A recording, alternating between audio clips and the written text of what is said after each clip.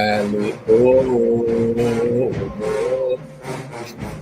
there is a place I want to go. The name of the place ringing in my Atlanta, Atlanta, Atlanta. Atlanta is the land of the purple land. Go, go, land of the purple land. Go, go.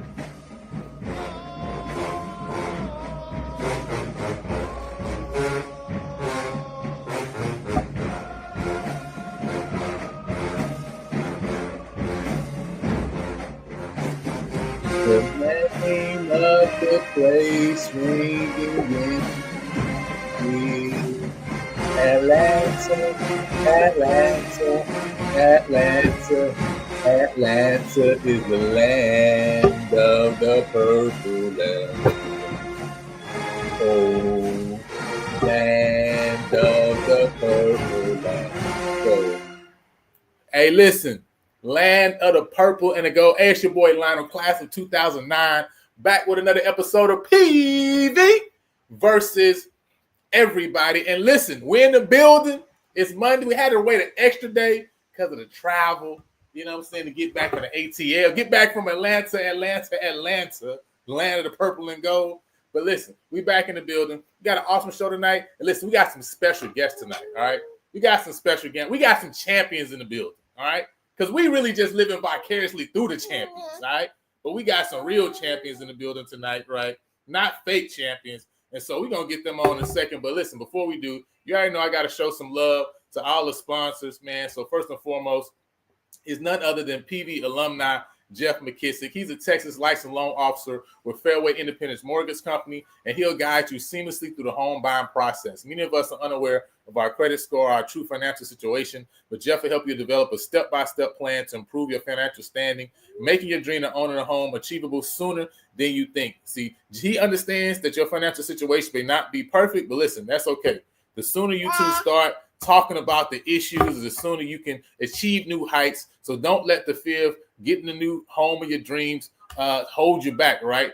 From hosting those PV watch parties. Get started now on taking the first steps towards your new home and the next big step in your life. Don't delay. Talk with Jeff today so you can be in your home tomorrow. And listen, once we get your money right, once we get the money in line, you know what I'm saying, with my boy Jeff, you already know we're going to find you a property. Because listen, I believe that just as God has a mansion for you in heaven, is just as surely as he has a special place for you reserved while on this earth. So I believe, listen, I'm just partnering with him to prepare a place for you. All right. So make sure you hit me up. You already see the information on the screen. If you're in the greater Houston area, all right, you know what I'm saying, from Prairie View all the way over. If you're talking about getting something to League City, talking about talking about it don't matter, right? You know what I'm saying? Hit up your boy. I got you. And listen, once we find the property, we'll make sure that is ready and is livable, all right? So when you're thinking big about your home purchase and want a thorough assessment of your biggest investment, you owe it to yourself to contact Big. That's Blueprint Improvement Group. Big provides home inspections in the greater Houston area and is owned and operated by proud PV mechanical engineer Neil Harris. He has experienced inspectors who use advanced tools and techniques to aspect every aspect of the property from the roof to the foundation. So visit thinkbig.com or text 713-259-0673 to book your home inspection. Support the team that supports the team. All right, support the team that supports the team. And listen, we got some big guys in the building tonight. All right, we got some champs in the building. But before we bring them up, I got to bring up my co-host, man, because listen, hey, listen, the season is over. We talking about PV alum Jeff McKissick, what he doing. We talking about what I'm doing in the building. We talking about what that boy Neil Harris is doing. We got some more graduated seniors that's about to go out into the world and do some big things with that PV Nation brand behind them, right? We got some more people about to go really do some work and be champions in the workforce. So we're going to bring some of them on. But before then, hey, listen, Mr. Carey, Coach, how y'all doing, man? I know it was a tough one. Listen, I'm a Saints fan, so I understand about disappointment and hurt. Okay, it ain't nobody hurt like Saints fan out here because we believe we're supposed to have a couple more championships. And so this one made me feel just like the Minnesota Miracle made me feel when it was like we had it and we let it go, right? Had many opportunities. We're going to talk about it too, right? But Coach, how you feeling right now, man? Hey man, I'm good. Look, I'm not much on flying, so I flew up to the game and had a good flight, getting there, getting back. The other thing, so there's a couple things crazy. So we get off the plane in Atlanta and we take the MARTA to the hotel. And Mr. The kid's name is Jamal Marsh, number 93. His mom is trying to get a ticket with us, and her hotel is close to where we are, but mine is a little bit further. So I tell Adam, you walk with Miss Marshall. I want to say that's the last name. You walk with Miss Marshall to her hotel, and then he was going to the Battle of the Bands. Man, why Adam say a dude lit up smoking some crack in the elevator on the way to I'm like, Coach, when he told me about it, I'm like, well, and he was like, I was getting ready to see if he thought he was going to have to fight the dude, but he was like, I really didn't want to fight him because of the way he looked or whatever. So, but man, that started the weekend, so that should tell you everything about the Atlanta trip right there. Oh man. Man. How you feeling? How you holding up? I know, listen, your Chiefs ain't looking too good right now. You know what I'm saying? So Prairie View was really your only hope. You know what I mean? So how you feeling right? Feeling bad because my home is looking like me right now. Was late to my flight. My book bag hit my leg, busted my knee. I could just feel the MCL ligament just. Oh my goodness! And so then Mahomes go and bust his ACL, so he's gonna have to get his knee rebuilt, and they're not going to the playoffs. So yeah, that wasn't much fun for me. So wasn't quite as adventurous as Coach, but it was adventurous enough. We were late. The app had the wrong terminal. That's how I ended up running. And then because I'm on Frontier, all my clothes are rolled up in my book bag. So of course the book bag was heavy, swung around and hit me. So I had to leave my cleats at home. Couldn't help Coach Jackson in that game. Hey, listen, all that dog training you've been doing all year just to get injured at the end of the year. Just for you to get injured at the end of the year, right? You know what I'm saying? Hey, but listen, first and foremost, man, we got some champions in the building, but shouts out to PV Nation again, right? Second week in a row, showing up big, right? You know what I'm saying, for the home team. And so I want to just shout out all of PV Nation. And listen, we're building something very special. And so again, there's a verse in the Bible that talks about don't despise small beginnings, because I'm telling you, when you see last year how we said, man, we sold 1,000 season tickets. Coach Northern, that was a nice thing. 1,000 season tickets. I'm like, hey, listen, we making progress. But there was some people who would say, y'all only sold 1,000 season tickets. But listen, you can't and this is a life lesson right here, right? This ain't just about football. This ain't just about PV athletics. It's about life. You can't let people not have you celebrate your small victories. Don't let people do that, okay? Celebrate your small victories, because let me tell you, small victories turn into big victories. That's life, okay? So we're going to celebrate our 1,000 season tickets, right? Just like we're going to celebrate PV Nation for showing up in Jackson, or should I call it Prairie View, Mississippi, actually. You know what I'm saying? Prairie View, Mississippi, our third home. You know what I'm saying? Because we got another home in Baton Rouge, right? That's a third home, right? You know what I mean? And we celebrate PV Nation for showing up in Atlanta, because we showed up and we were active, right? And listen, that's something to build on, because we're going to continue to keep building on that. And listen, over the course of this program that we're building, people are going to really hate to hear PV Nation come, because they know when PV Nation come, listen, we're not just coming to sit on our hands. We coming to impact the game and infect the game. And so that's what's going to be going on, man. And so, again, happy you guys are joining us, man. I see Isaiah in the building, Jared in the building. He said, hey, listen, it's going down next year. The SWAC runs through Big PV. Mr. D Black is in the building. You know what I'm saying? G Boom. I see Mr. Burnett, right? Salute to the football team and staff. Great year. Pastor Corn in the building. Shouts out to them on getting the job done, man, and that comeback. Bulldogs in the building themselves. Say, I thought we had the game until we didn't. Rough loss. We didn't. Listen, it's gonna hurt. It's gonna hurt a little bit, but listen, together we're gonna get past it, man. So With that said, man, I'm gonna bring up some champions, man. We got 2 champions. First and foremost, we got a bad man that's actually from the Houston area himself. You know what I mean? Yeah. Guy who made some big plays not only last year but this year. You know what I mean? Even playing different roles in that secondary, right? And so it shouts out to listen, the Nigerian monster on the back end, Mr. Cameron Amayo himself. What's up? What's up, my guy? How you doing? What's going on? Appreciate you for having me. Hey, man, we excited to have you in the building. And we also got another one, man. Mr. Carey always talks about his love for the meat eaters, right? You know what I'm saying? Love the meat eaters. O-line and those on the D-line as well. And so we're going to also have, none other than Mr. Elijah Sparks is in the building, you know what I'm saying, as well. Hey, man, how you doing, sir? What's going on? Hey, what's going on? Hey, wait a minute. Hey, we done made it. We here. That's my favorite meat eater, boy. Boy, did you see when that running back took the A gap and his arm just came out of nowhere? He didn't even put the whole body over there. That running back looked like he just hit some kind of hook, like on the aircraft carrier, where it just ooh. Boy, they don't even understand. And see, you remember, Lionel, I told you, Sparks, I said he might be almost 400 pounds, but that quarterback looked behind him and he was still chasing him. He was just like, oh, man, it's the pain if he tackle you, I'm saying. My favorite meat eater. Welcome, my man. It's a blessing to be here, man. Thank y'all for having me. I know, man. We appreciate you guys for coming and jumping on, man.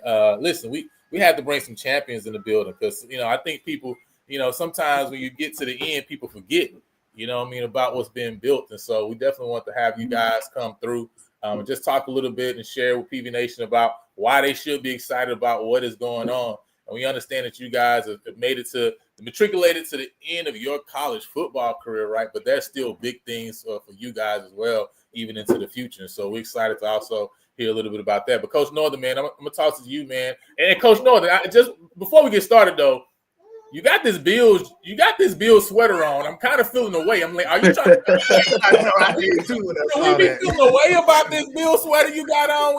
We know that losses in a row. Like, I don't know how I feel. It feel like so my younger brother played for him, and I've been doing some work around the house. Okay. So I just threw on what I threw on. Right, I didn't want to wear. Fix it up, Coach. Fix it up. Right, listen, that the game was just a couple of days ago. We feeling the way right now. Okay. We feeling the way. Man, it's about 19 degrees up there, and he has a radio show up there as well on Sunday morning. So I just like to say I was repping his stuff for a minute. Oh man, that's what's up, man. Nah, but we just joke. But go ahead, Coach Northern, man. Talk to you first. Hey, quick question, Elijah one. I don't know if you remember, but I came up to you after the championship game and introduced myself and told you I really like the way you play and how unselfish you are. Sort of two-part question.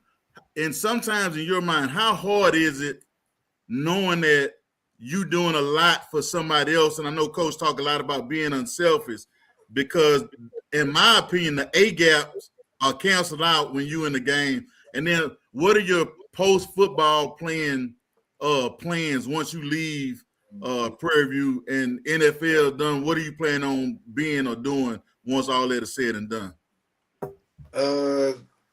Just the unselfishness part. That's just a part of being with the team. Me personally, I never really cared too much about stats. I just like to win. So whatever my team need me to do, whether that's do something extra, play another position, I'm fine with that. So as long as we win it, I truly do not care. Okay. And post collegiate football, y'all, I'm gonna start training here soon.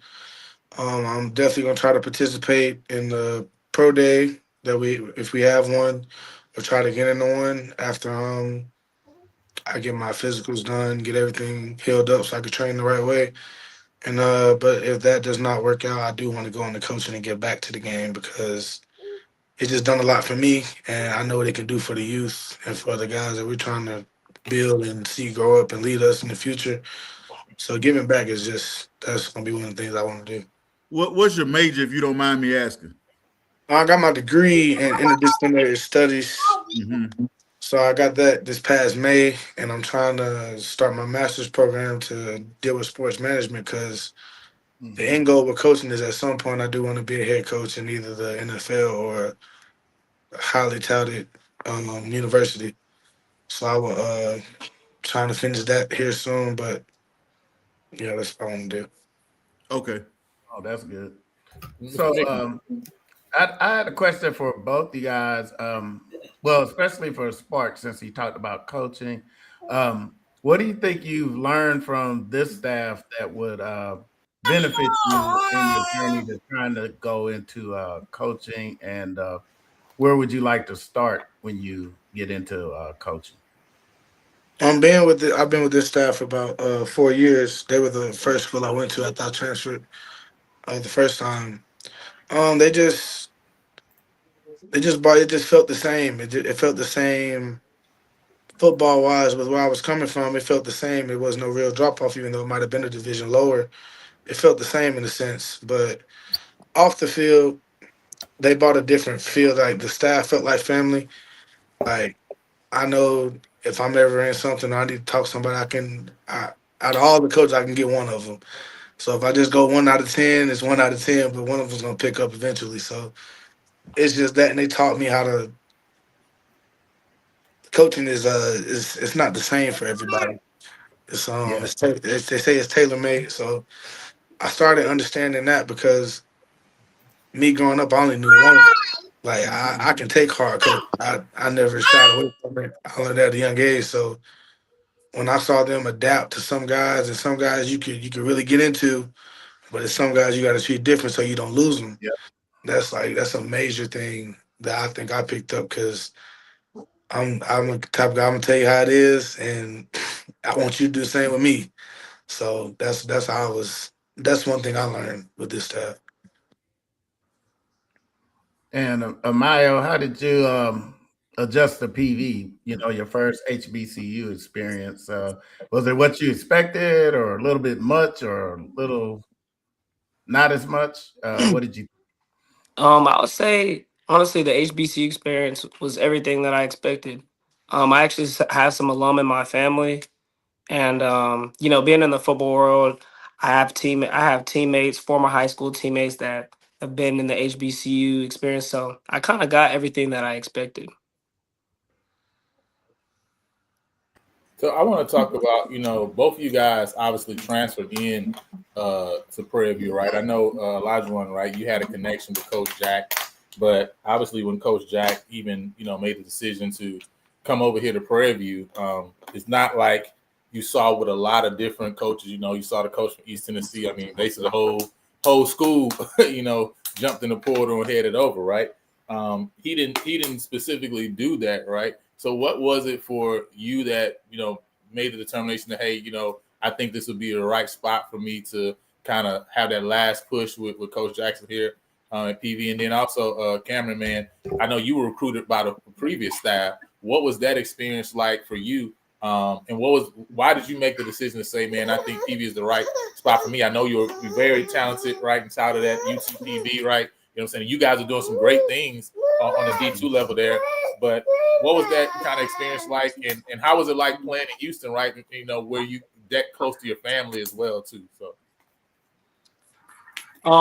For me, I would say coming back to PV was really like coming home because, being from Houston, I knew that I would be able to have my whole family come out and to support me at my games, and it would be no problem at all. Whereas, being at UTPB was 8 hour drive. That means flights could be really expensive and things of that nature. So coming back to PV was like, Houston, I'm home, and being able to play for HBCU and grandma and grandpa being alum was just a really great thing for me.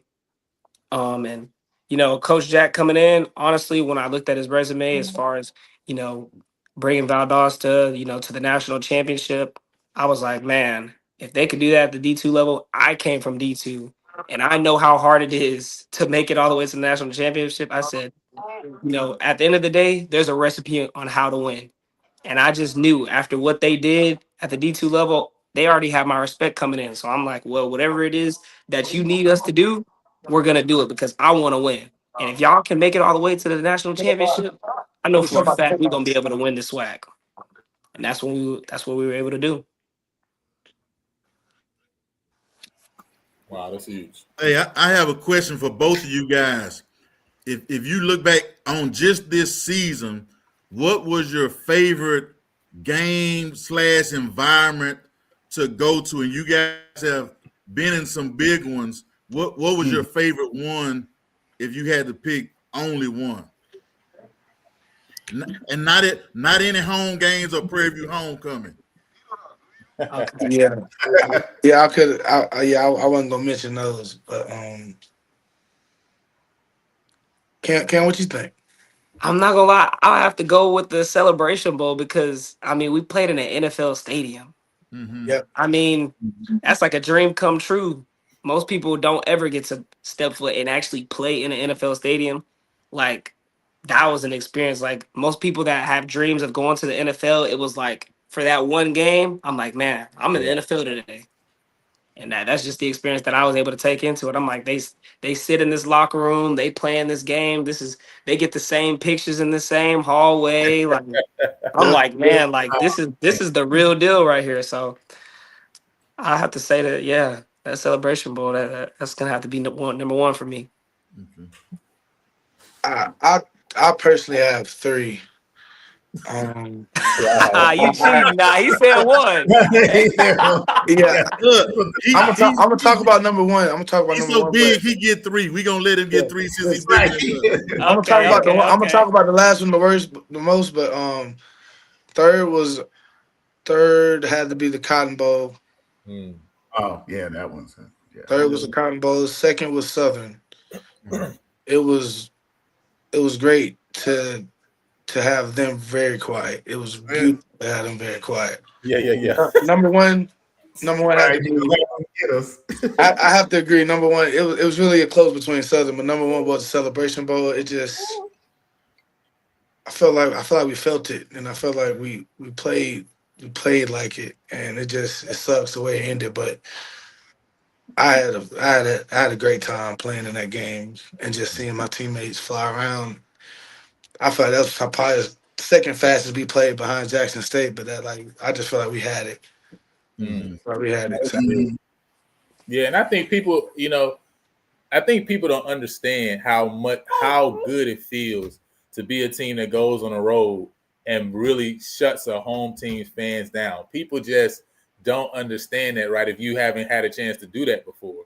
And so it's huge, right? To be able to almost feel like you taking the heart out of another team and taking a crowd away. And so it's interesting you mentioned like that Southern game because that, I feel that way when I think about it, a lot of the games that I've had over the course of my previous time playing, right? But I want to ask, right, because you did mention the Cotton Bowl, that's a game that, for a lot of people, when I talk about Prairie View, and obviously, one of my jobs is just to big up, not just the athletic department, but the university in general. When I talk about the Cotton Bowl, a lot of people don't understand that Prairie View plays in a game like that, right? You know what I'm saying? Can y'all talk about what your experience is? Because I know some people that are from like that DF Dub area. I know, like, Chase, for example, from Terrell, right? He has a cousin, uncle, right, who's played at Prairie View, so he understands. He's seen that from the stands, and now he had a chance to experience that the last 2 years as a player. But for a lot of people, they don't know until they're there. What was that experience like playing in the Cotton Bowl for both of you guys? And a lot of them, especially for you, obviously having a chance to play even at a bigger P4 level, right? You know what I'm saying? What was that experience seeing that on this FCS level? I just know people like good football, so for them to show up, I just knew it had to be some good football played there, and especially coming to the school, I didn't know about all the rivalries. I didn't know about all the. I didn't know how. I love HBCU Twitter. I do. It gives me something to look at after the game because a lot of people didn't know we were going to be what we were, and it was just great to like see them like have to bite their tongue just for a little bit. They got to sit on that for 365 days. So that's what I liked about it. But it's just having the opportunity to like I didn't play much. I was there, but I just didn't play much. So like being able to play in it It's like you just feel it. Like if you played in big games before, you just feel it now. I love that environment. What about you, Cameron? Yeah, that State Fair Classic is something That was Juan great. said. You don't know much about these type of games unless you're in it. Like, so transferring into PD, my teammates were trying to tell me like, man, that Labor Day Classic, hey, that State Fair Classic, and Yeah, even I'm starting to learn about other classic games. Like, we're not the only schools in the SWAC with yeah, classic games. Like, there's other big time classic games that I don't know about, but I'm like, man, I didn't know that. Right. And yeah. so, yeah, the State Fair Only Classic, yeah, it's definitely a great experience. Exact fun fact, I actually made my first start in the State Fair Classic last season. bought out, by the Um, way. Had a hell of a game. Bought out, by the nah, yeah. So I made my first start actually in 2024.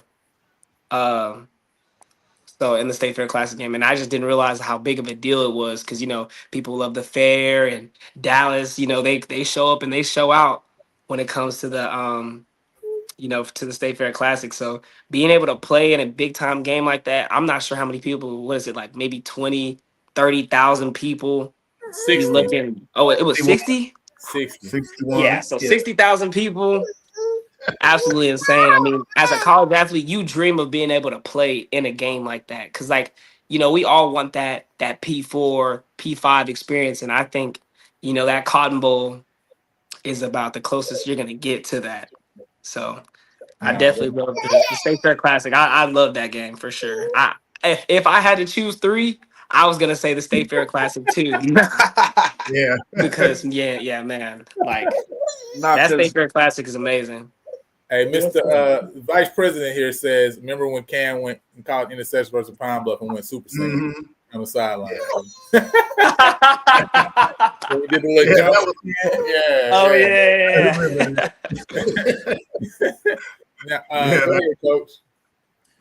Now, I'm not sure how much longer we're gonna be on, but I want to give the guys a chance to put some words out to Prairie View Nation, or it's people from other schools that's watching this, and just sort of sell yourself to future business people or future employees or people that may work for you one day.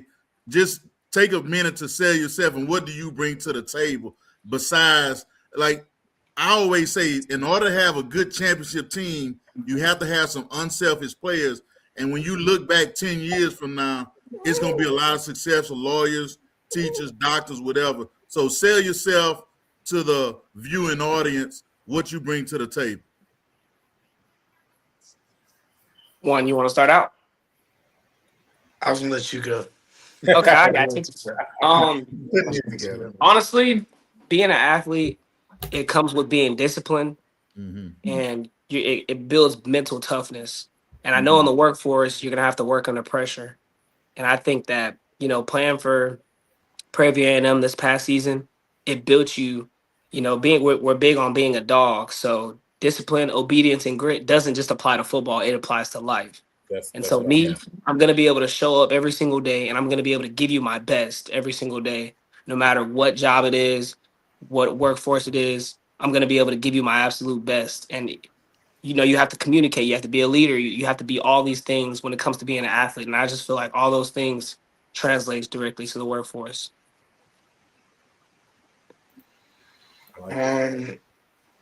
Yeah, it's really just about the discipline because it just helps you so much because being a college student, you have college friends that are athletes, and you see they can have fun on a Wednesday night. Yep. And because I got to be up at 7 o'clock in the morning tomorrow, I can't be out till 2, 3 in the morning having fun. So I just think that helps me just being able to know I'm like Cam, so I'm just gonna be there, like, because I know essentially you're paying me to do a job. Like Yeah. you're paying me to be at practice, you're paying me to be on time, you're paying me to be a guy you can look up to.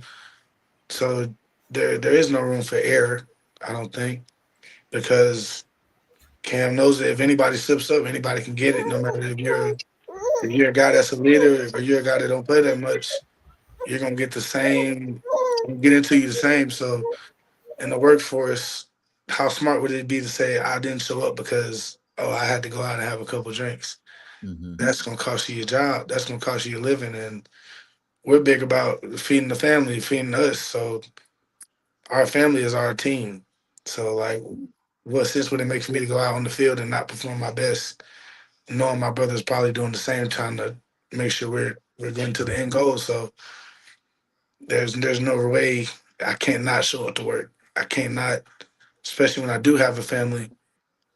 I can't tell my kid I'm not going to work today because my ankle hurt. Right. My ankle hurt. He's not eating tonight, so that's just how I feel about it. Yeah, Well, and to add on a little bit to that, I think it's important that you have to be a part of something that's bigger than you. mm-hmm. So whatever company you decide to work for, it's not going to be about you. You're going to have to work with a team. You're going to have coworkers. You're going to have a boss and things like that. And it's not going to be about you. And like Juan says, you got to show up every single day. And also, you have to be able to look at the bigger picture. It might necessarily not be about what it is right now, but you might have to do something for the greater good. You might have to put in the work and just put your head down for a long time, for a little while, so you can get to that SWAC championship or whatever it is that you might be working towards in that workforce. We I saw tell the you bigger what, picture. if I had a company, I hire you guys. I always tell guys they'll take a 2.5 student athlete over a 3.0 student that doesn't do anything, and they'll take a 2.5 championship athlete over a 3.5 because all the qualities that you guys said. And you talk about that dog mentality, getting up, the sacrifice. I just want to say thank you to you guys for what you have done for Prairie View, for the defensive side of the ball, and just everything in general. So I want to say thank you from that standpoint. And like I said, I know you're gonna look back a few years and the future's gonna be bright, not only for you guys, but for your teammates that have that same mentality. Thank you again. Yes, sir. We Well, appreciate it. thank y'all for supporting us and Yeah, showing because up showing up every game. like you said, it's some of these guys' first time at the HBCU, and me being from Birmingham, I only knew about two HBCUs and the Magic City Classic. So it just felt like a welcoming environment, and I just thank y'all for having us. Yeah, no problem, man. And, before y'all exit out, man, Coach Jackson made a statement at the end of the post game conference saying, this is the SWAC now runs through 290 West, right? Runs through Prairie View, and obviously a lot of people, just like this year, they look at that and say, yeah, they just talking, right? Atlanta. From you guys' perspective, what do you see that is in this program with Coach Jackson, with your current teammates, right, and those who that they're going to bring in, that you say this is the reason that I know that this program is solid, not just for this past year, it's not just a Cinderella season, but it's going to be solid for years to come if they continue to build. From your perspective, what do you guys see there? Have you all ever seen the picture of the dogs in the horse stables and they're racing, but it's a cheetah sitting in the stable? Like when, like I knew how Coach Jackson, especially after how we lost last year, I knew what his approach was going to be into this year. And funny enough, being on in his leadership council at the last school, he was like very personal with us, and we were very personal with him. So we saw his names and job opening. So we suspected that last year was probably our last run together. So that's one of the reasons we had the run we had. But we talked about it, like, especially going up a level, like he knew what he was doing. And I watched his press conference, and I watched him work while I was in the portal, and I always knew I was probably gonna follow him, but I did the recruiting deal, but I knew I was gonna follow him. But I knew coming in, those guys, they did it. I know they did what I did, so I understand for some, we were cut from the same cloth for a little bit, so we knew what each other was about, and it was really just about getting together and gelling. And I think we did that pretty good. But with Coach Jack and the way he came out, that wasn't really new to me. That was just like him being him. And so to see people attack him like that, it was just like I just can't wait for the first game. 'Cause I really I couldn't wait to get here and to train and be with the guys that were already here. I just couldn't wait to train because, and I knew the guys he was bringing with him. Like I knew what we were about, so I just knew like at some point everybody was gonna see it. It was just gonna be great to see him see it. Makes sense.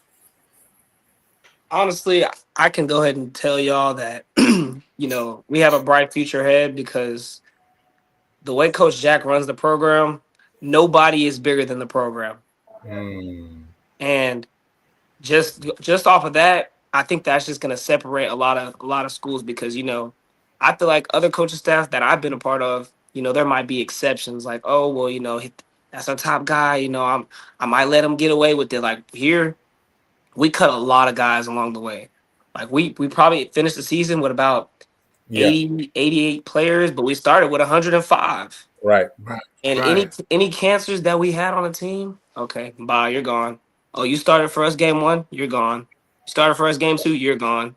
Like it didn't matter who it was. If it was anybody that was a cancer to the team that felt like they were bigger than the program, they were gonna be gone. And so it doesn't matter, how much talent the team has because everybody's gonna be talented. But I just feel like with the way he runs things, we out-programmed Texas Southern. We out-programmed Alcorn. We out-programmed Jackson State and all these teams. It didn't come back. It didn't come down to, oh, well, we're more talented than you. We're going to win. Like, we out-programmed a lot of teams. When it comes down to that fourth quarter, 2 minutes left, how do we keep pulling out these last-minute wins? It's because we're out-programming teams. And I think that's just the way to win. No, that's big, man. Mr. Mickens, let you have the last word, and then we'll let these young champions go. You feel me? You know what I'm saying? Well, Mr. Sparks is already to it, but I wanted to ask Cameron about something I got laughed at about. I don't know if it was on February or January show, but I told him that because being that he was here last year and this year, but I had came on the show and told people I went to practice. You guys probably don't remember, but I came to the spring game. I got an honorary, football alumni hat. And but I told them, the young ladies that bring the players to water, they don't walk, they run, they get it to them. I said they're even moving more crisp.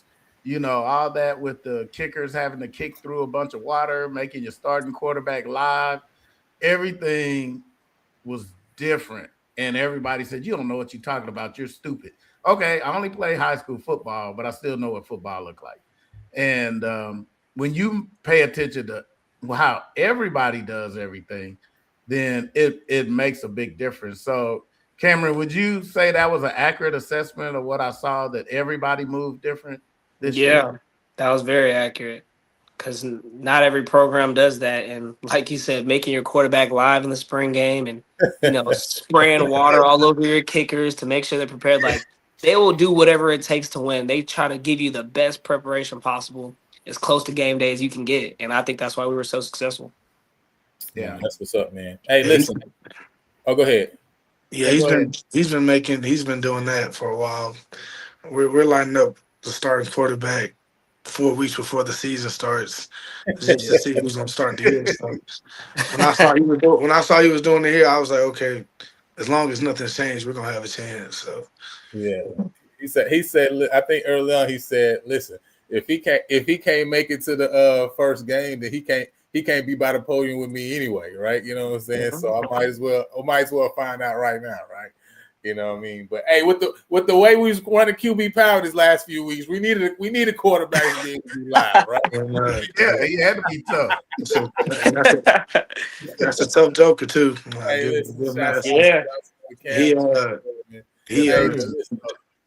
I knew he can run, and I said a lot of the years, like, because I asked him throughout the season, like, why don't he like to run that much? He's like an improviser, but the way he runs QB power, he earned my respect a lot this year. So yeah.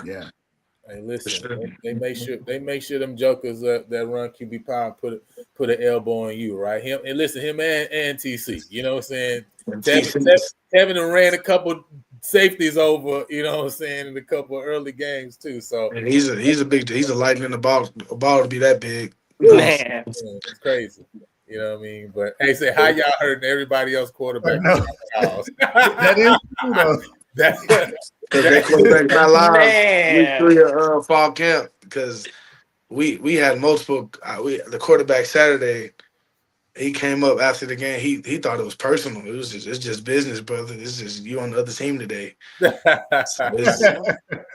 Hey, a listen. lot of quarterbacks just didn't finish their game, and it is what it is. That just is what it is, man. But hey, listen, we appreciate you, Young Kings, man. Obviously, you connected with a big PV network. You're talking about over 84,000 alum, right, all over. So once you guys do finish out and matriculate through, listen, you got a big wide network to connect to, and we got tentacles everywhere. Even Mr. Campbell, even the fam, you guys know we'll put some people on, right? You know what I'm saying? So we put other HBCU people on. You know we're gonna put our own on. So listen, when that time comes, man, make sure y'all reach out. I know we already got a network with the Football Alumni Association, right? But in general, right, through the NAA, right, and just general alum, man, never feel a way about reaching out because it's PV Nation, man, and we stick together. So again, thank you guys. And again, if ever you guys want to do anything or join or jump on, man, hey, listen, we here for you. This your spot, not just ours. Thank y'all for having us. Thank you for having me again. I appreciate it. For No sure. problem. You guys welcome back anytime. Yes, Thank you. Thank you. This won't be the last one. Thank you. Appreciate that. Bye. See y'all. All right. All right, man. Hey, listen, had the Young Kings on, man, to come talk, you know what I'm saying? Champions. And listen, that's what champions do, right? You know what I mean? You face adversity and you face it straight in the face, coach. You know what I mean? And I think that's a part of teaching people what to do as well, right? And teaching people how to overcome as well. You know, you can't hide from your failures, right? You can't hide from falling short neither. You got to be able to look it in the face and keep going. And so shouts out to them and all the other, you know, gentlemen too as well, because some other guys wanted to jump on, just didn't have the ability tonight. You know what I mean? But again, right, I think that shows the heart of a champion and also what Coach Jackson is putting inside of these young men for them willing to say, man, I don't have no fear coming and talking about, you know, me not reaching my goals or me falling short, because at the end of the day, that's what you got to learn to do. You know what I mean? So I think the biggest thing that they're going to take away from this, even though you hate to sort of lose or learn a lesson in a loss, is like guys that play football, I'm going to say HBU students in particular have a different grind. If you play football at an HBCU, that's another grind. Yes. If you win championships at a HBCU, man, you feel like you can do anything in life. Like, you hate to say it, stuff rolls off your back, but at the same time, you just have a different toughness, a different mindset. Like 4:30 in the morning don't bother you, 12 o'clock at night don't bother you. So it's just a different grind. That's why when I see those guys, I tell them I appreciate them, especially if they play the game the right way. Yeah. No, that's real, man. True. So yeah, that's true. And listen, you know, we talk about there's so many lessons you learn from your HBCU. That's why again, right? You know, despite all of the haterism that goes on, right? You know what I'm saying, and the sub shots. The reality is, everybody, if you graduate from HBCU, you already know what it is. So that's why there's that love and respect across the board, because we know. Listen, you done had to put in some work to get that degree, and like you say, you add in levels to it when you talk about, man, you done been a part of organizations, you done played sports. You done add levels of, you know what I'm saying, work on top of it, right? And so again, we appreciate those guys for what they've done and for bringing PV back to the limelight, bringing that championship back to the hill, and again putting us in a place where we've been talking about it for the last couple of years of getting over a hump, coach. And they was able to help this team to get over a hump. So all the guys, you know, you're talking about, and I'm not going to remember all, right, but Mo Miles, you're talking about Daenerys Hollywood, right? You're talking about a Trevor Randall, right? Talking about Sterling Roberts, Kennedy Parker. You know what I mean? Talking about Lamar J. McDowell. You talk about all these guys, these seniors, Calvin, you know what I'm saying, McMillan, C.K. Carter, all these different guys, Jeremy Mawali. These guys helped us to win the championship. They came over. Some guys for that last year decided to choose to play that last year at Prairie View A&M University, and they gave their all to this school, to this university's program, and they were able to become champions. And because they were able to become champions, they made the whole university champions. They made all the alumni champions, right? That's the reality. What they did was not just put a ring on their finger. They actually made the university a champion again. A university that's done so much and that's aiming for R1 status. That's what we're doing right now. We're aiming for R1 status in research. We're a university that's looking to continue to build. Just started a whole new allied health program, public health program. We're doing some amazing things just university-wide. And with all that we're doing, sometimes sports, like we talk about it being the front door of the institution, is helping the institution to be what the institution has started to be. And those guys, not just champions themselves, they actually made you a champion because of the work that they put in since January. And so that's why it's a shout out to them, all the guys and what they did, from the guys who played 600 snaps to the guys who played 50. From the guys who played 250 to the guys who didn't get no snaps this year. All of them played a part in their own little way, right? Whether small or whether big, and being champions this year. And that's why the SWAC runs through 290 West. And so, again, the goal was not just the SWAC. The goal was FCS good, Coach. And, man, we were right there. Yeah. 21-0 lead. I mean, at halftime. And I heard – I think one of the coaches on one of the shows, I heard him talk about, he made a statement. Well, it's college football. That's why it's 2 halves. Now, that's before everything went down. But, Coach, you were in a good spot up 21-0. I mean, what do you even think was the conversation in both locker rooms? Conversation for Coach Jackson and the Panthers, conversation for Coach Chennis-Berry and South Carolina State. What do you think it was at that period of time? Well, I think both of them pretty much saying the same thing. I think Coach Jackson said, yeah, we up 21, but we still left some points on the board. And it is not over because that's a championship team on the other side.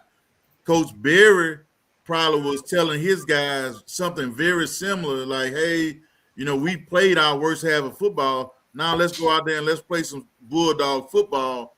And, let's chip away. It's no 21-point play. Let's try to see if we can get some momentum back on our side and just play the game and give yourself a chance at the end. When you're down, that's what you say. And when you're up, let's keep on fighting. Let's keep playing. Let's put some more room.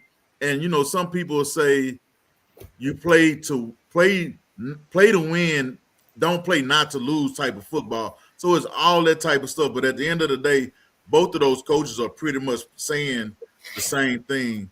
Let's go finish this. We still got time, or let's put our foot on their neck and finish them off. One of those type of deals. Yeah, Right. and so you talking about coming out into the second half on that drive, Coach, because I think this is the play of the game, And a part of me also is like, listen, we had so many chances to win this game.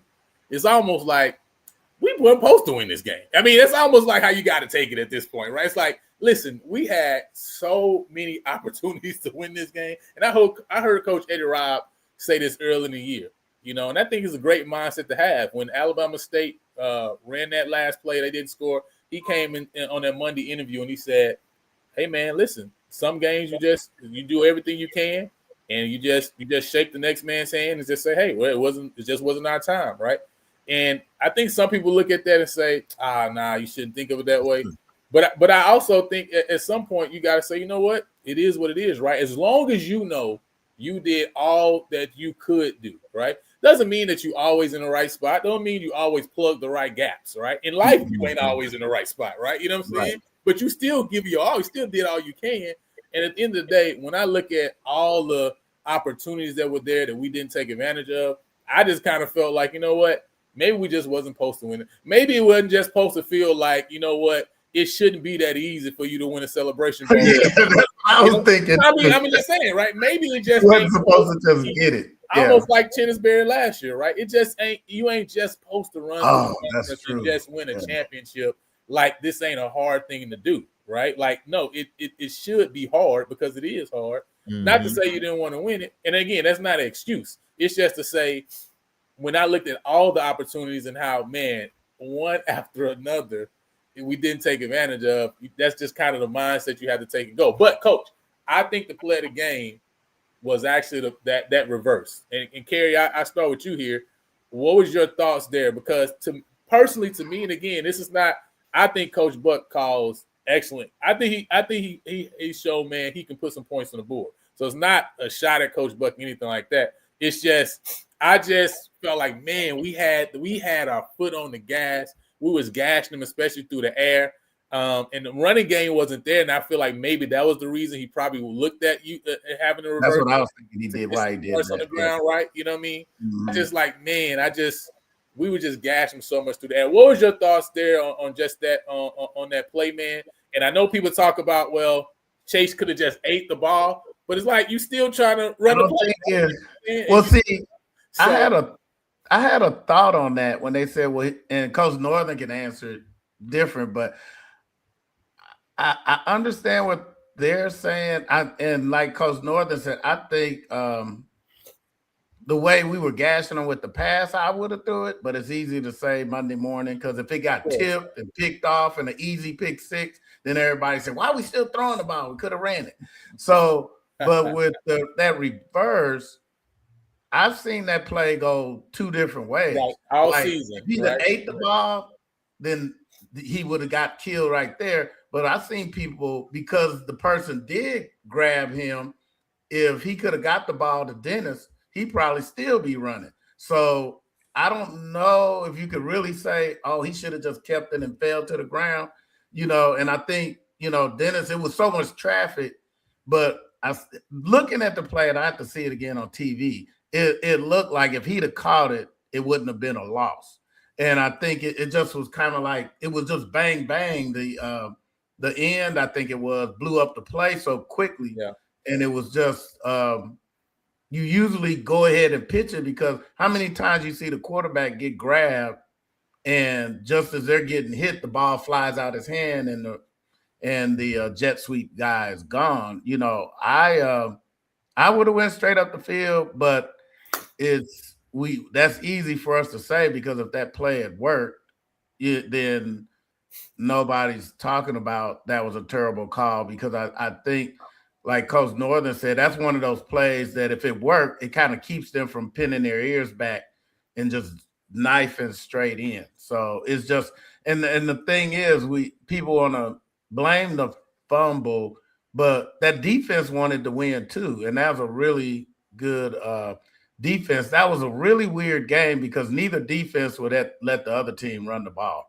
And so it came down to a bunch of, and I think that was kind of one of the reasons they ran that. But it's just that the defense executed that one play. That defense executed better, and you just don't know. They did. If we had won, nobody would be, really tripping on that call. Nobody will be talking about it at the end of the day. Listen, you nitpick when you lose, not when you win. That's how it works. But now coaches say nothing you allow in the loss, you should allow in the win. But listen, Mr. J. Hill says, why we didn't run the ball? Well, listen, we ran about 30 times for 55 yards. So we tried to run. It ain't like we didn't try to run the ball. Let's be clear. Both teams tried to run. What did you see from South Carolina State defensively? Of how did they take away the run? Because I was kind of shocked that we wasn't able to be at least a little more productive on the ground. What did you see from them to show that this is why they were able to take the run game away from us in this game? Well, I think the biggest part of it, they rock, what we call rock. They brought down one safety or another a couple times to get to an 8-man box, especially when Prairie View was in what most people call either 20 or 11 personnel when Jones or when they had the H-backs on the field, and it looked like 2 backs were in the back. I mean, they just brought 8 guys out, but that's why they struggle so much on pass defense. But it was just both teams just said, look, man, we're not going to lose letting you guys run. And the thing about South Carolina State's defense, they had a 4-man front that was like the Jackson State when Coach Comergy was there. They only had 2 guys with their hand in the ground, and everybody else was standing up with a lot of defensive ends and linebackers. So at a minimum, it was going to be a 7-man box. On most plays, they was going to make it 8 unless a guy had to cover somebody. So I think this is what hurt Prairie View. They couldn't shorten the game by running it, where you can get those time-consuming drives. And if you think about it, you know, a couple times on maybe a 2nd and 5 or a 3rd and 5, lo and behold, it's an 80 or 90-yard touchdown or a 50-yard pass, which you don't take the 10 to 12 play drive because you're getting the big chunk plays, which is good, but it's sort of counterproductive to putting somebody away. That, you know, just say the 12 or 14 play drive versus Jackson State that took 8 minutes off the clock.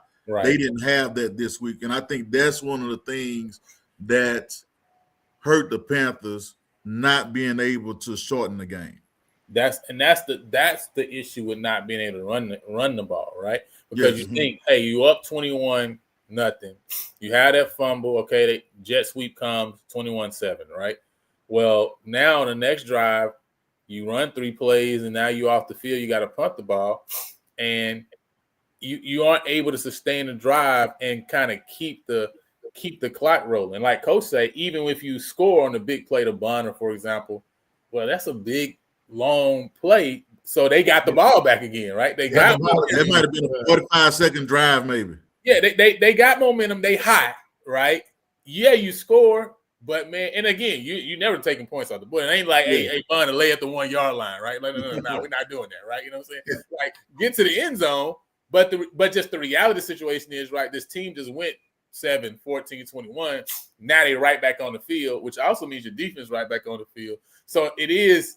You really do like having more of those long, sustained drives because it gives a chance to, man, first of all, let the quarterback cool down a little bit. Let him sit down on the sideline, cool down a little bit. He's a little bit too hot right now, right? The Joker's on the heat. Yeah, he's a little bit hot. You know, it's like NBA Jam. You just got to move the ball around a little bit. Let that fire come down a little bit, right? That boy's on NBA Jam fire, all right? Listen, everything he touched was going. Y'all remember NBA Jam? Everything Stubblefield was touching that second half was going in, okay? It sure did, yeah. It just was what it was. And so when you couldn't sustain drives on your end, it just made the game a little bit more difficult versus like we talked about Jackson. Remember Jackson game, they only had, 45 plays, I think, that game? Mm-hmm. You're 70 something.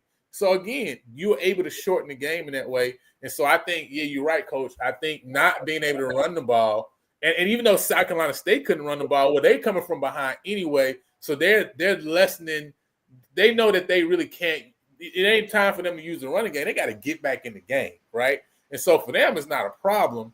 But for us, it became an issue for us not being able to sustain drives.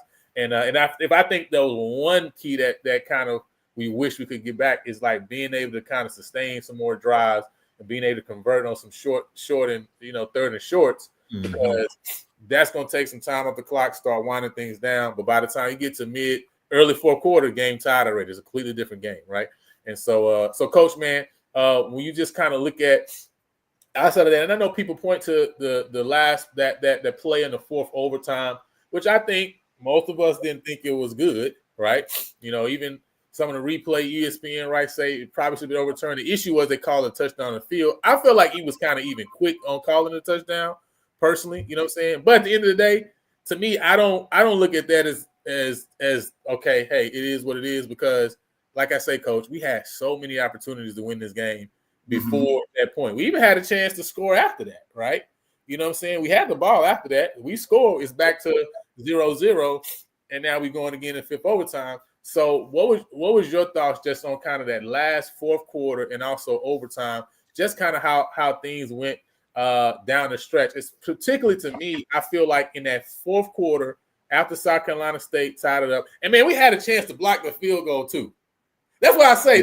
When I say there was so many. That penalty killed me. Yeah, we blocked it. No, he missed the block. He literally was there. That he got through. Yeah. Say it again? Now, he had a couple others that he got through the line of scrimmage and, didn't have the hands low enough. The ball went under him, around him, over him, just different things like that. You even had maybe a drop interception here or there, a back shoulder throw on a couple of corner routes. So, they ran some China concepts and the ball barely got through to the wide receiver in some crucial situations. So it was just almost like it wasn't meant to be because of the chances that you had to end it. It didn't go your way. So many. We probably can count about 6 or 7 yes, sir. opportunities this game to essentially end the game, right? It doesn't end the game. There's a couple that would have ended the game, right? But then there's a couple more that essentially end the game, right? You talk about the long 3rd and 4th downs, right? Yes. Converted. How many times all season has this defense given up? One long 3rd down conversion or one long 4th down conversion. We gave up multiple this game, coach. You know what I'm saying? Literally the guys in front of the kicker after it's 35-34, no penalty. And we missed how did the ball even get through? You know what I'm saying? He's standing right in front. It's just some crazy stuff, right? But at the end of the day, and that's why I'd say sometimes you have to say, you know what? This just the HBCU world letting us know it's not supposed to be this easy. so we gonna calm this down because it needs to be a little bit harder than this. All right, you know what I'm saying? But only thing I would say, I feel like in that 4th quarter, coach, we had about 2 minutes left. I think a minute 50 seconds left, and I feel like all year we've been very aggressive. You know what I'm saying? We've been aggressive. That's just what we've been all year, right? You know what I'm saying? Mentality wise, going and getting, going even in that Jackson game, going for it on 4th down on like our 45-yard line, right? To me, we've been very aggressive, right? And I think the 4th quarter, the last 2 minutes, when all season with Cam, our 2-minute drives, almost every game we kind of use the 2-minute drive with Cam. We moved the ball down the field. I don't think in any game I look back at, there's been any drive that we didn't move the ball down the field, right? Did we win those games or did we score is a different question. But did we get the ball downfield to put us in position to score every game, right? So to me, I feel like we were so conservative on those 3 play calls. You know what I mean? There, it's like, I don't know. It didn't feel like we was as aggressive there as we have been all year. I felt like we got away from what we've been. And then I think I understand. Listen, if he makes this kick, right, we're not having a conversation, obviously. But also, I feel like on that 3rd and 2 or 3rd and 3, whatever it was, right? Again, if we get a first down, even if you run QB power, that ain't worked but one time all game, right? You know what I'm saying? Or hand the ball off. We ain't been getting great yards. But even if we don't get it, you still got a chance to get the field goal, right? You know what I'm saying? But I just felt like we wasn't aggressive there, right? And we kind of got a little conservative, in my opinion, in both of those areas. And the only reason I'm looking at that is because I feel like we got away from what we have been, right? We've been super aggressive, and I feel like we got conservative in those 2 moments there, and didn't go say, "Hey, let's just go take it and try to win it." We just said, "You know what? Let's kind of calm down and see if we can go and just get out of here with the kick," right? Instead of because on the play before that, Neil, Dennis actually beats the cornerback, right? Mm-hmm. And I'm not gonna lie, like he got 2 hands on him. I'm just being honest, right? You know, I don't blame the referees for anything, right? But the reality is he got 2 hands on him. That's why he can't even extend to go get it, right? Because he probably gonna score a touchdown if he catch that pass, by the way, because he behind him, right? Yeah. It was a good throw from Cam. The only reason it looks like it's overthrown because literally he gets held to not get there, right? Mm-hmm. So my thing is, why? I mean, we only need 3 yards, right? Why not go and try to get 3 yards there, coach? So that's my question, right? I know, again, if we kick the field goal, make it. I know I'm not having this conversation, coach, but we didn't make it, right? So that's why I'm asking the question, you know? I mean, it's just a couple ways you can look at it. You know, do you risk a turnover at that point because you sort of playing with house money because you got – I'm assuming you're talking about when Prairie View got the interception, then got the ball back. On that series in overtime. That's the series I'm talking about, yeah. And then I think you went back to late in the ball game in regulation, it was a receiver coming on a crossing route. I'm not sure if the ball got tipped, but the DB or linebacker that was covering was falling down, and the ball was a little bit behind him. Had they got that one, it may have been another long scoring play for the Panthers. But I'll put it like this. I don't think anybody that's a Prairie View fan thought when they lined up to kick that kick that it was a bad idea because of the situation that we were in. I'm gonna say we against Jackson State, Yeah. 3 field goals in that game. Yeah, he hit 3 field goals. And I'll tell you this, and I really want to curse, but if you are a Prairie View fan or student that is sending messages to that young man, you a sorry individual. Yeah. That's the kind of stuff, and I hate to say it, that's the kind of stuff that really gets somebody hurt.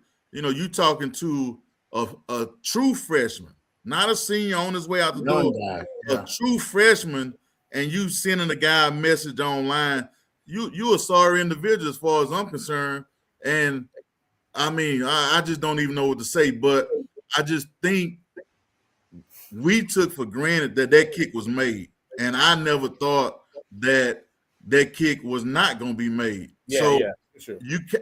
And I've been on that end where we have a chance to win a game at Southern late like that. And we were up the same situation, moving the ball up and down, out everything, and sometimes it just don't go your way. But I just say this. I never thought that young man would miss one kick, less more two, inside of 50 yards. So, but that's the way it goes sometimes. Hey, listen, and listen, and first of all, if there's anybody who's sending any kind of craziness to that young man, then first of all, you need to check yourself. Because that's not what we about here at PV Nation. That's definitely not what we about here at PV versus everybody. Listen, we believe in. Listen, like I said on the alumni page, we won together and we lost together, right? You know what I'm saying? The administration, the alumni, the fans, the students, the players, the coaches, we won the SWAC championship, and the alumni, the administration, the fans, the coaches, the students, the players lost the Celebration Bowl. We all together. You know what I'm saying? It wasn't on one individual.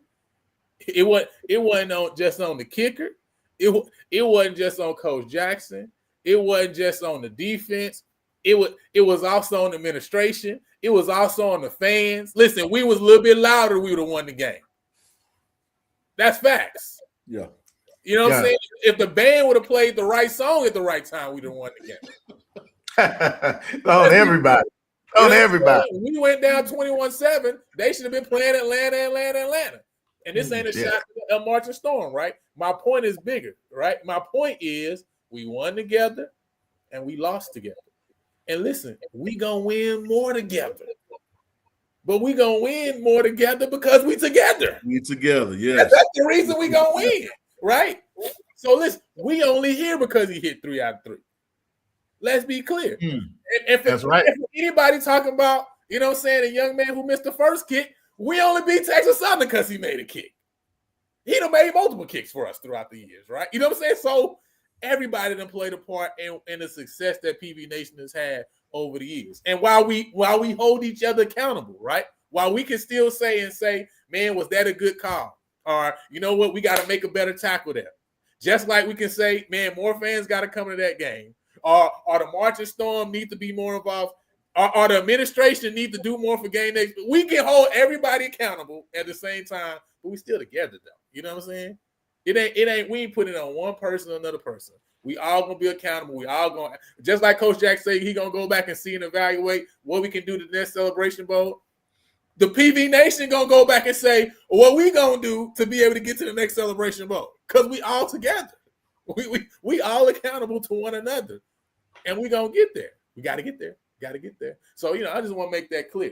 Listen, Diego, you my guy, all right? Because I know we only here because of you. Let's be clear, okay? Like you a big part of we even in Atlanta in the first place. We enjoyed a lot of good food because guess what? You made 3 kicks in Prairie View, Mississippi, Okay, that's the reason we here in the first place. Okay, so if anybody out there talking crazy like that, you need to check yourself. And if we from PV Nation know you talking crazy to student athletes like that, we gonna check you too. You know what I'm saying? But again, that don't mean we can't talk about, hey, we make that kick, we win the game. That's not the point I'm making. We can still say that because you're right. But we ain't dumping on nobody though. You know what I'm saying? We ain't gonna dump on at the same time. Can't do that. No, yeah. Hey, VP, the VP says his fault. It's my fault as the president. You know what I'm saying? It's my fault, right? You know what I'm saying? I should have been talking more noise to South Carolina State. See that I should have talked more noise to South. No, I'm just playing. You couldn't get away from your favorite people, though. They're my people. You know what I'm saying? I got some cousins and some uncles that graduated South Carolina State. So, they're my people, really. So, but with that said, man, you know what I mean? Coach, is how do you build? You know, coming off of a hard loss like that, you still SWAC champions, right? But the goal is to be FCS good, right? So now we talk about going into this offseason, how do you build from coming off of that loss to moving into the future, right? And from my perspective, right? Only my little perspective I have, right? Because I've been in this exact position in high school. I remember losing the state championship game in a game you felt like you're supposed to win, and probably the next 365 days. While I'm doing homework, I'm thinking about getting back to that game, right? Like while I'm in the park playing, I'm thinking about getting back to that game. Like that's the only thing that was on my mind and on the whole team's mind that next year until we get back and we win the game, right? So I can only imagine how the players is coming back feel, the coaches, right, as well. But from your perspective, how do you build from where you were when you got to the top of the mountain, but you got over the one hump, right? That's been the huge hump for Prairie View, by the way. You got over the huge hump that Prairie View been trying to get over, which is a SWAC championship hump. But then you got to that Celebration Bowl hump and you kind of fell short. You didn't have enough to go over. How do you build back up for next year? Do you feel like it's not even hard because of the momentum you built throughout this year? Oh no, it's way harder than people think now. Yeah. Because first of all, people are not going to take Prairie View for granted, which I think they tend to do when you go to different places. I think anytime Prairie View play, and I'm just talking about from a football standpoint, anytime they play against Southern Grambling, Jackson State, those people think that they ought to beat Prairie View because they still owe Prairie View, which hadn't been for a while. The other thing is just with the attrition of the players, which may or may not happen, you just got to get the goals don't change. Coach Jack, the goals will not change. The methodology may change a little bit, how we do certain things, how they do certain things, but the first goal is going to be to, win obvious games, host the SWAC championship, get back to Atlanta, finish the deal. That's what I see the goals as being. And I hadn't been in the meetings. I had a chance to talk to Coach Jackson after the game, and I was in one of those, I don't know what to say to a guy. I don't deal with certain situations well, so I just avoid them. But, he and Adam shook hands and, gave him a hug, all that type of stuff. But the goals will remain the same. The thing that you have to hope happens, they don't lose a lot of guys, that they coming back, because I know for sure it's a couple schools that looked at a couple games just to see who from Prairie View, who from Jackson State, who from just any SWAC school balled that still has 1 or 2 years eligibility left, and how much money it'll take for us to get them on our campus. I know that's going on. Yeah. Now, Mr. Mickens, what's your thoughts, man? How do you go from here? How does the fan base go from here? The fan base goes from here by just calming down and stay calm. The fan base goes from here by, instead of just talking on the internet, show up and put butts in the seats. I go round trip from up here in Grand Prairie several times, and a lot of times people right there in Houston, and I know we've had some rainy games, but we had some games with some good weather, and we just need to make an effort to support these young men. They're playing really hard. It's a good product on the field. And we need to get out and just come and check them out. And even the students should try to get out. We think it's really, we could really improve some things. And back to that Celebration Bowl, I did have a thing. Everybody is being these attendance police, and I don't know if it's even logistically possible, but my little ticket is $161 a piece. I mean, if we paying that kind of price, I think I looked at the numbers. The best attended games were attended by people that won the East, so they're closer to Atlanta. Mhm. Can we swap it once in a while and have a game in Houston? Not just for Prairie View, but what if somebody on the Western side wins it? Because when I looked at the records, it wasn't just PV. Whenever a Western team wins and has to go basically to this MEAC home game, the attendance falls off. So I just think while they're beating us up about it, PV is not the only one that makes the attendance fall off. Yeah, that was the second lowest, but the first lowest was, again, another Western Division team. Yeah, but it was actually North Carolina A&T and Grambling had the lowest attendance, right? Yeah. But again, people have to understand. Like sometimes I just don't understand. Like, do HBCU people just not like to use their degrees or something? You know what I'm saying? Because y'all are acting like y'all don't have brains to you. First of all, if we talking about statistics, which is one of the classes I hated in college. Oh my God, I hated statistics, right? But the first thing you do with statistics is you take out the outlier situations in the first. You don't include them in statistics, right? So one, everybody wants to include the Deion years as if that's reality, and that's not reality, right? You know what I'm saying? The reality is the game was not a 50,000, 45, 48,000 person game for the first 6 years of its existence, right? That was outliers because of Deion Sanders, right? And so if you take those two games out, the reality is the midpoint of the Celebration Bowl is a 35,000.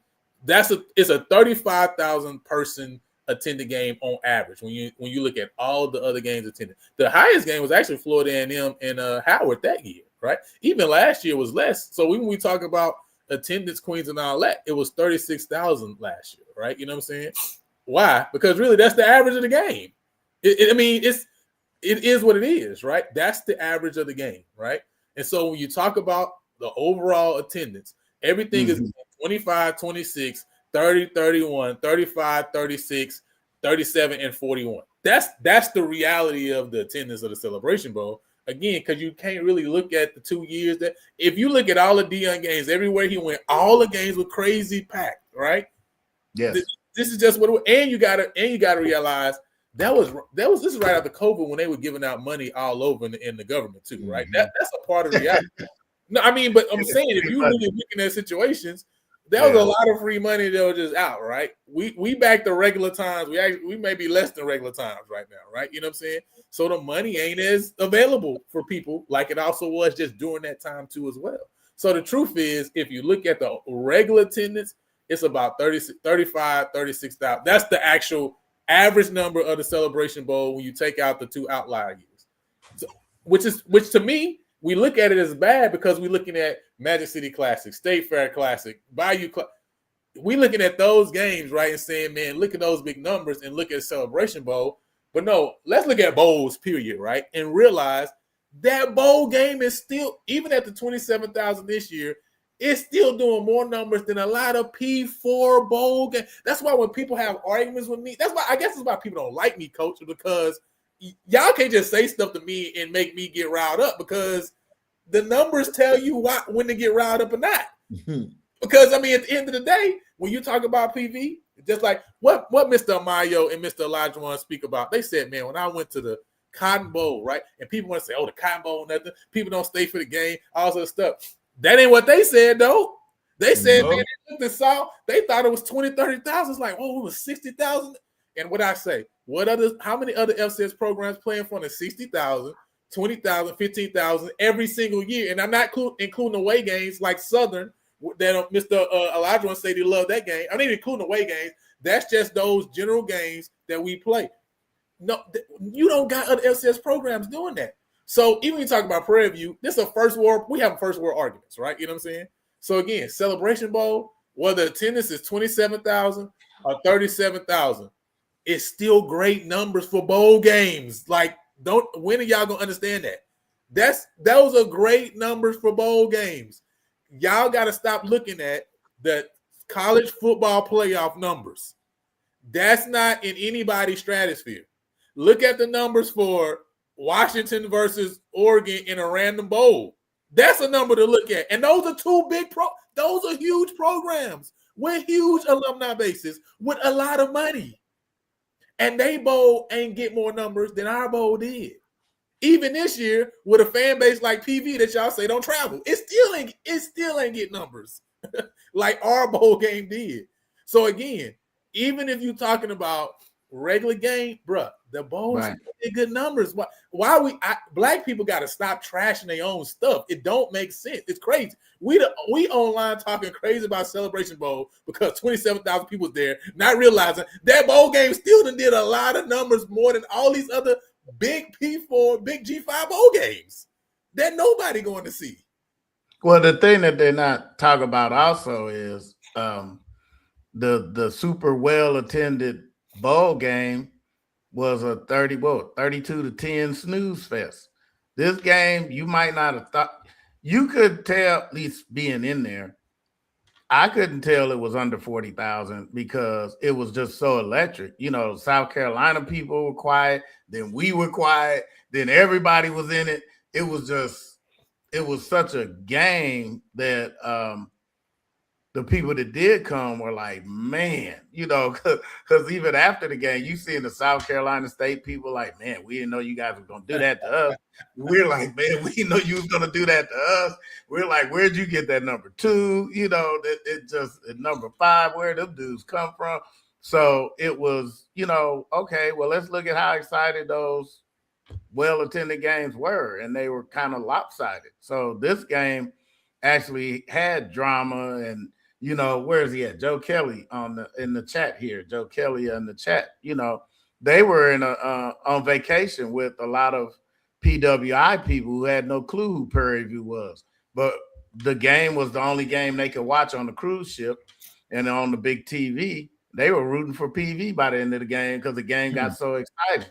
So, you know, I think regardless of if 15 people come to the game, the exposure just can't be beat. I'd like to see it marketed a little more because, you know, the State Fair Classics, which is a marketed game, you know, it drew 61,000, but also we were closer to Grambling and PV than PV is to Atlanta. So, you know, it's definitely interesting. But for the fans, I'm sorry I got us off track.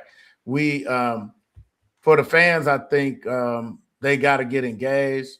I was excited also while we were down there to, if you don't mind, Lionel, if you show them a little picture I got right here. Oh, you got it. Yep. Oh, there we go. Look at these people. Probably don't know who they are, right? Because you don't see them without the uniform. Those are regular season champs right there. Yes, those are our champs. These champs were down there in Atlanta supporting the champs. So we start getting more of that. And shout out to the volleyball ladies. And these are seniors. They have some plans after school. Even met one of them that's an engineer.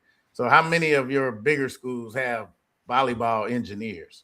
You know, so that's really, really cool. I was excited to see them there. They came up and kicked it with the bros in our little suite, and we fed them and, you know, entertained them, and, you know, they had a good time. So, but I just wanted to know, you know, you said we didn't come, you know, the team, the champions came down to support the champions. So shout out to them. And, but I just wanted to let people know that we support each other. So we just got to multiply that out. And I think we can do some big things. We get trolled a lot because a lot of our competition, they're scared of what Prairie View can be. They can be FCS good. You saw how good the ladies got in volleyball. They won a lot of out-of-conference games. So, we could end up getting good just as well in football. So, hey, that's hilarious. Okay, Prince. Attendance broke a record. Hey, shout out to Black Prince. He was down in Atlanta. Hey, as well. that is so funny. I'm not gonna lie. But yeah, good time. So that's all we need. Fans to stay calm.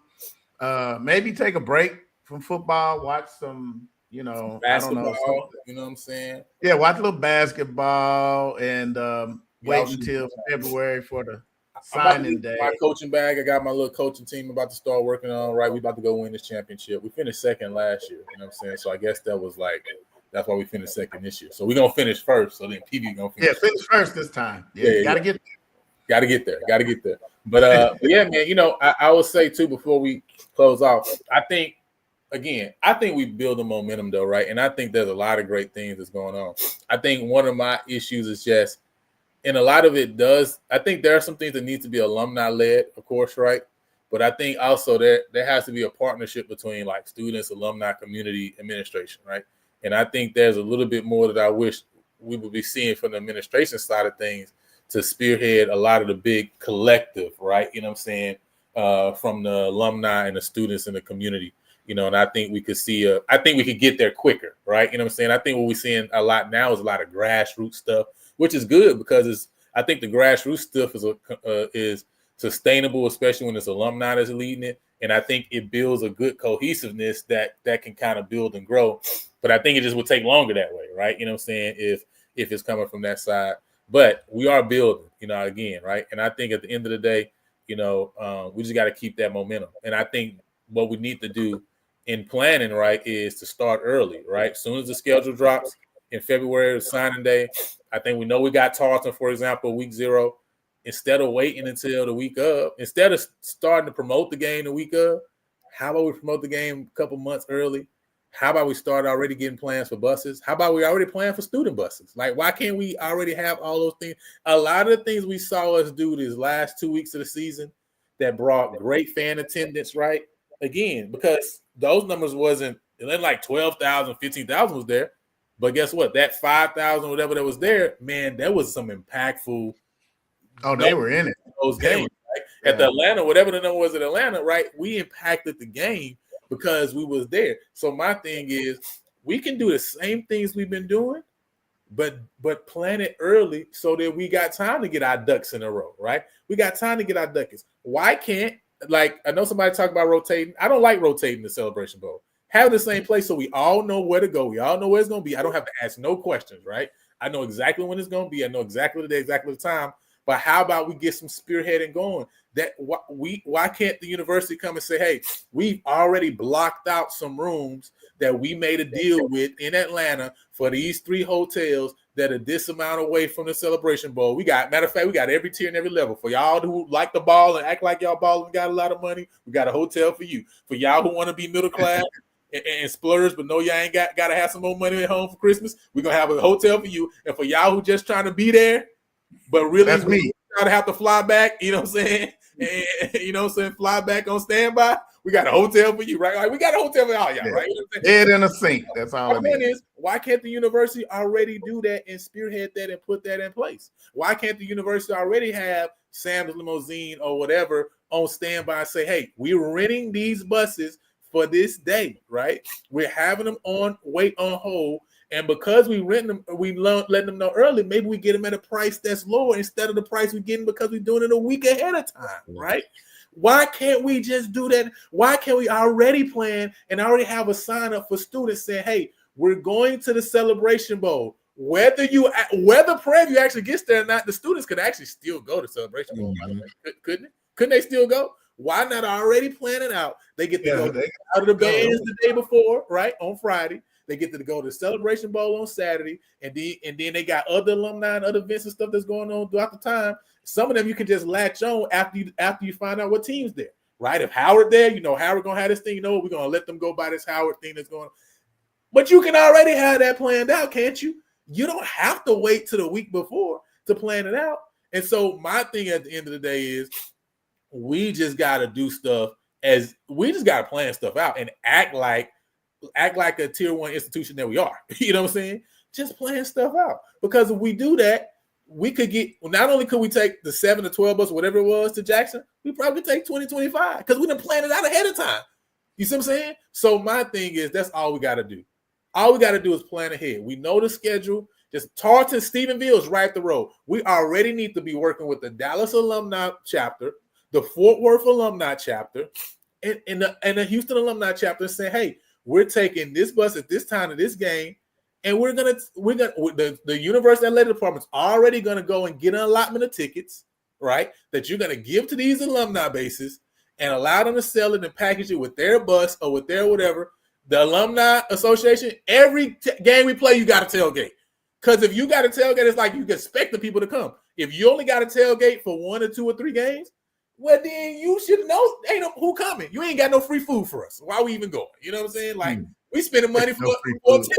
You can at least plan a tailgate and have some food there for us, right? You know what I'm saying? Like, Coach, all I'm saying is it could actually be done.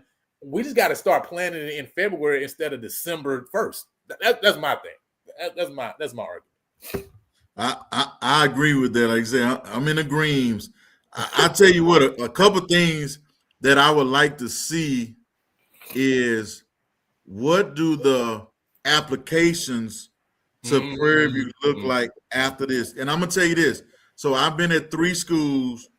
As a student athlete at Southern, we went from not being good to winning 2 championships in football, and you couldn't hardly find a place to park in I'm going to say the commuter parking lots on campus.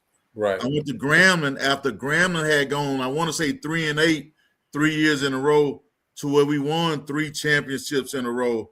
The enrollment jumped there, and then being on the staff to win the championship at 2009, and you can see the enrollment increase at Prairie View. So I would like to see, how does the enrollment jump after this championship as well? Like I say, that's what I would look at. And then how do those numbers affect everything else in terms of, because you have higher enrollment, you got these new apartments coming online. You're going to have bodies to fill it. And it may be to a point where you almost have to turn people away. But I'm looking to see, how does this championship affect the application and enrollment at Prairie View for the next few years? Because you always say it's the front porch, but shoot, it's the driveway, the grass being cut, all at the porch, the backyard, the swimming pool. I don't care how you cut it up. A winning football, your basketball team getting to the big dance, that's a big deal because everybody sees that. So I chalk it up to that. But I'm looking forward to see, how does that affect. And then people wonder why do coaches get so much money. Things like this is why coaches get paid so much money. Yeah. Not the amount of money they bring in. And that's a great poke. I know, Coach, we just passed 10,000 this year for the first time, right? And so we passed that 10,000 mark. The reality is, and I know, our foreign relations, the foreign relations ambassador for PV Nation, Mr. Isaiah Wilson, he always talks about, we heading toward that 15,000, especially as the football team wins. You mentioned Southern, right? Grambling, North Carolina A&T was another school that saw a huge jump in enrollment, right? You know what I'm saying? When they were winning those couple of years. And so it's also going to happen here. That's just the reality, right? What the school has and the great programming, and then now being on a national stage, getting that exposure because of the football team, winning multiple championships, it's going to happen, right? And again, what that does is just trickle down, because you got to think that more student enrollment increases the amount of money into athletics. Yeah. It also increases the base of people that you have even to pull on to even be in the stadium, right? You got to think. You got another 5,000 students that's available. Even if only a percentage of them come, that's more people to pull from, right? And so, all of the things, enrollment hasn't been an issue, but it's just going to keep going up, right? And so that's why we got to make sure you got the infrastructure in place. But yeah, man, it's only up right now. And I think President LeGrand, obviously, this was a part of one of her plans, because obviously they talked about that alignment, and she got a great journey to eminence that we're on for the next 10 years. Numbers is a part of that, right? You know what I'm saying? And she knew that athletics has to be a free marketing tool, for the university, right? You know what I'm saying? Not completely free, but free in the sense that if the football team win, you're gonna get some marketing and some eyes on you, right? And so I'm excited to see what's going on for the future, man. And listen, this is the last one of this football season. Obviously, we got, because of how college football is now, you're gonna have signing day, you're gonna have, all these different things coming up, and obviously we're gonna be there to bring that to you. But listen, we kind of tired, man. You know what I'm saying? It's been a long ride this year, right? It's been 14 weeks. I told y'all 14 games this year, and we didn't went all the way. So we need to take a look. We need to take some time off, get healed up too, right, coach, and bandage up. You know what I'm saying, from all the time. But listen, we're not gonna leave y'all. We're gonna bring y'all back. Obviously, we're gonna come with some special shows throughout. As we talk about some of the guys that were signed and early signing, things of that. We got some interviews, of course. We're gonna bring it up. Of course, we're in basketball season now. We got to catch up with Coach Ty, see what they got going on, see if we can catch Coach Smith, see what the men's basketball team got going on. So we got some other stuff that we're doing that we're gonna roll into right as football season ends. But PV Nation, stay locked in, man, because listen, this channel was built for you. Okay, it was built because we didn't want to be the side conversation. We wanted to be the main dish, the main conversation, and that's why we're here, man. So with that said, Coach Kerry, y'all got anything before we head out? Enjoy the holidays. Enjoy the holidays. Enjoy the holidays, and appreciate anybody that support the show. I don't know about that comment. I don't agree. I think it was shout out to adjustments on both sides. I'm not sure if it was. Hey, and y'all favorite freshman finished with a 3.5. Like I told him, I'm not I'll accept it, but not satisfied. But I like it. It'll do. But yeah, it'll do. He don't have to join the Army or the Marines, so we'll take that. Hey, shouts out. He was almost on his way. You know what I'm saying? Hey, Willia, you know what I'm saying? Shouts out for the comment. Thanks for checking out the channel as well. Hey, listen, if y'all haven't subscribed to the channel, show some love. Trying to get to 1,100. All right. Show some love. Go ahead and you know what I mean, and show some love there. You know what I mean? So at the end of the day, man, again, we building for the future. The reality is we still got a chance, man, to get a lot of things done. So PV Nation, stay locked in. Listen, we're gonna be on it. We're gonna be on it early this year. So just get ready. We're gonna take a while. We're gonna take our off-season break too. But by the time National Signing Day come and they drop that schedule, listen, just already know we're gonna be planning, but we also need to put some pressure on the administration. Be like, listen, we need to put some plans in place. We need to get some themes dropped so we can go ahead and start planning right now. Because we ain't got money like that to be waiting to the last minute. I don't know what y'all think we working at, okay? You know what I'm saying? So we're going to start early this year. But with that said, now, President LeGrand did promise me a Saturday bus for the students like my son who had professors that gave him finals on the last day when the other student bus left. So she said, hey, we might add a Saturday bus. I said, that's good. We're not moving testing dates. She said, we're all about it. That is great, and we're going to do that. But we're not just talking about for the Celebration Bowl. We're talking about for Tarleton State game in week 0. All the games. All of the games, away games that are feasible to go to, depending on where we go, right? You know what I'm saying? We talk about that. Planning for every game, right? So that PV Nation is showing up. So that flag, listen, our job is to plant the flag in every stadium we play. It don't matter if we're in Michigan State, which we showed up there, but we got to get a flag to every game. That flag is an indication that we there. That's our job for the moving forward. That's right. I don't care what we play. We play South Dakota. Somebody, at least one person, got to be there to put that flag in that stadium. Let them know PV Nation here. Okay, that's our job. Our job is bring them flags to the state. I love how we got flags everywhere. It's crazy. Like I mean, I just seen some. Oh, that PV-12 flag is hilarious, right? You know what I'm saying? Yeah. I just seen some flags. Like I guess that's just our thing at this point. We just gonna be the flag school apparently because we done had so many flags in the stands. I mean, I don't even think people can see the game. Okay, so many flags. But listen, hey, that's just gonna be our thing, right? We gonna bring the flags to the game, right? That's what we gonna do. So with that said, man, we'll holler at y'all.